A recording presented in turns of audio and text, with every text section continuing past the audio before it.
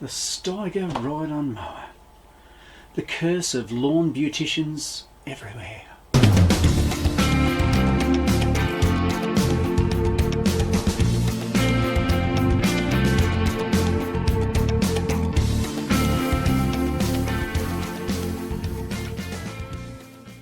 Hey guys, today I'm working on a Steiger SD 9813.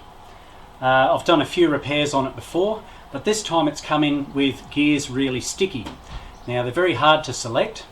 These have a common problem with water getting into the gearbox itself. They're only filled with grease, and as water enters into it, it locks all the gears together. So I've pulled the gearbox out already. Why don't you join me today and see if we can pull it apart and clean it up, get it up and running together. As you can see, the little ride-on mower, the Steiger, has had the transmission or the gearbox pulled out the back there, and I've set it up on a bench over there. This particular transmission is a Spicer, written right there. It's classified as a 4360-211CH. And for those of you that are playing at home, just be aware that there's a few extra screws that you might notice. You can see there's two hidden in that little well area there. Just be aware of that. When you're pulling it apart, you don't want to lever on the thing without actually undoing all these screws, one here and one here as I mentioned, plus these others over near the axle area. So be aware of those, plus of course all the others around the housing. Here's a bit of a tip.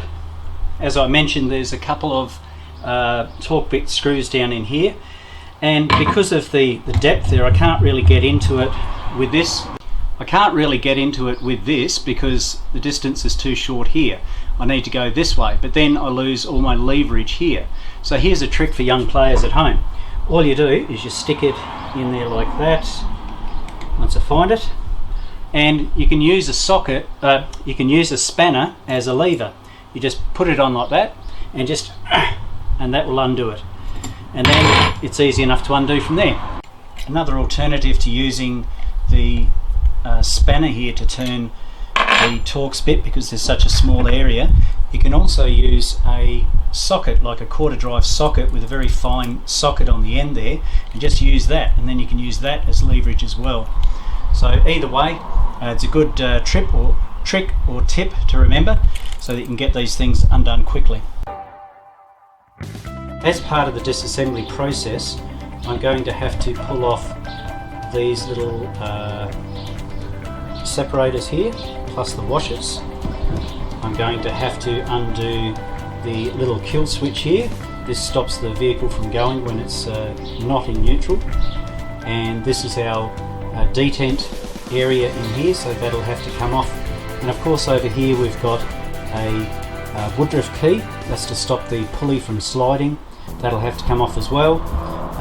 Over this side we have a little disc, and that's the little handbrake assembly, so that'll have to be pulled apart before I can get everything off, including of course our gear lever itself. These don't actually use a gasket around the two halves of the transmission. They use what's called RTV, which is room temperature vulcanization. It's just a sealant that obviously seals at room temperature. The only real way of getting it apart is very carefully using a screwdriver.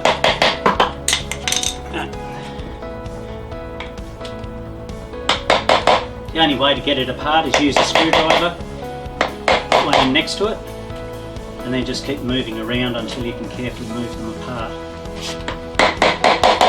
Sometimes they have little separation areas, but in this case this does not, so it's just a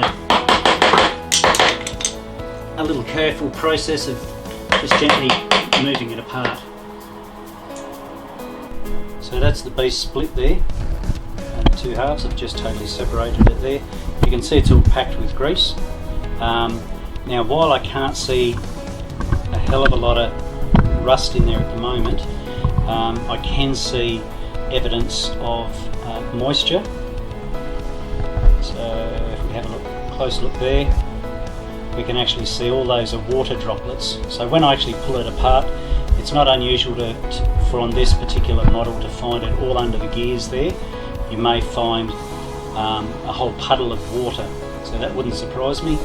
And of course the best thing to do at this point in time is take photos, so that's what I'll be doing right now.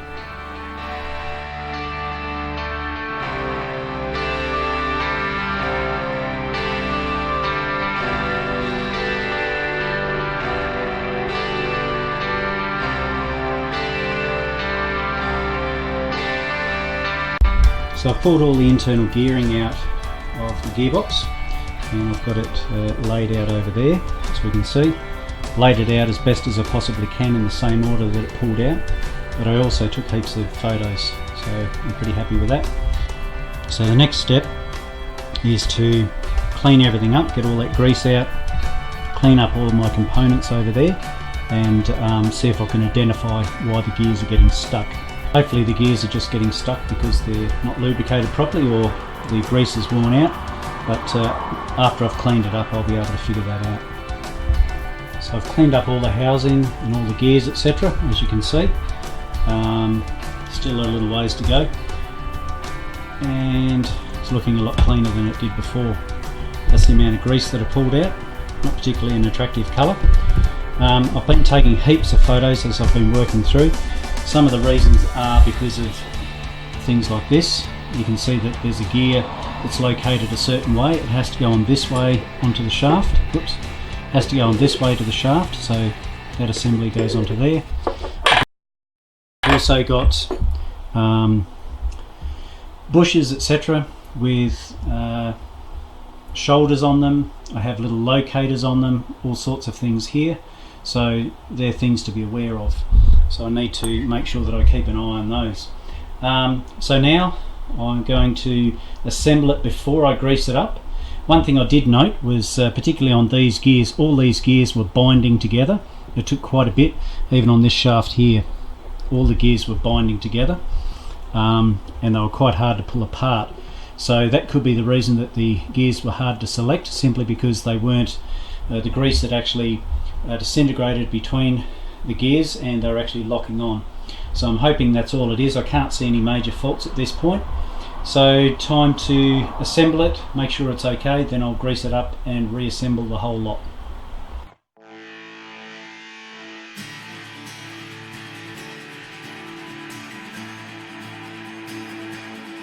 So she's ready to go back together.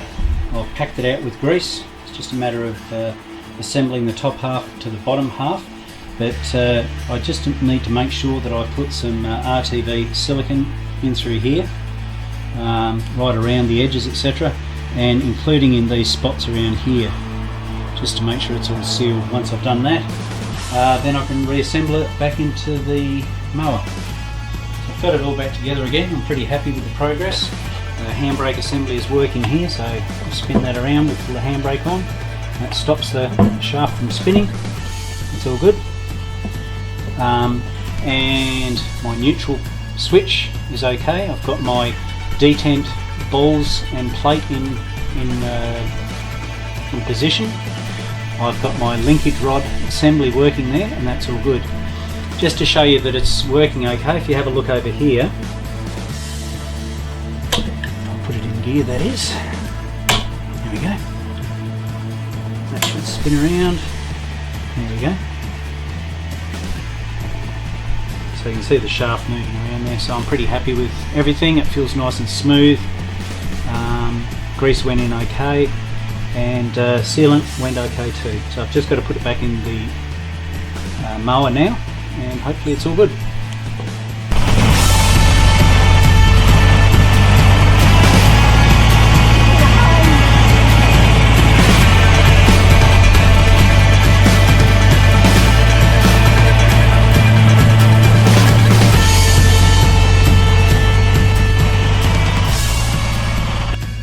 So the beast is alive. She's up and running, ready to go. Just got to put a few covers on it now. So I've been able to make that complex issue into a simple one, an easy repair. So thanks very much for watching, guys. Really appreciate that.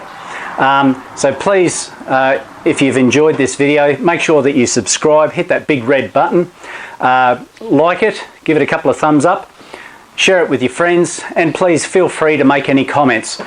If you have any repairs or questions that you'd like to ask, put them down in the comments and I'll make sure that I do a repair at your request. Thanks for watching, guys. See you next time. Bye.